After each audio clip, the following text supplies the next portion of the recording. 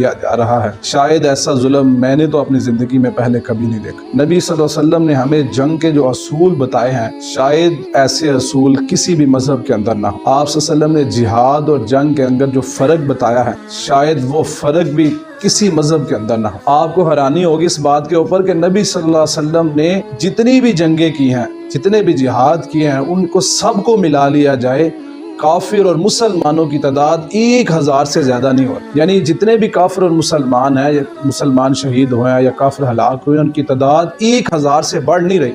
اور اس کے علاوہ نبی صلی اللہ علیہ وسلم نے فرمایا کہ کوئی بھی کھیتی، کوئی بوڑھا، کوئی جوان جو مد مقابل نہیں آ رہا، کوئی بچہ، اس کو نقصان نہیں پہنچا۔ تو آج آپ نے دیکھا بچے رمضان کی افطاری کے لیے راشن اکٹھا کر رہے تھے، کھانا جمع کر رہے تھے، ان بچوں، معصوم بچوں کے اوپر بمباری کی گئی۔ تو میں یہ کہتا ہوں اس سے بڑھ کر ظلم تو ہو ہی نہیں سکتا۔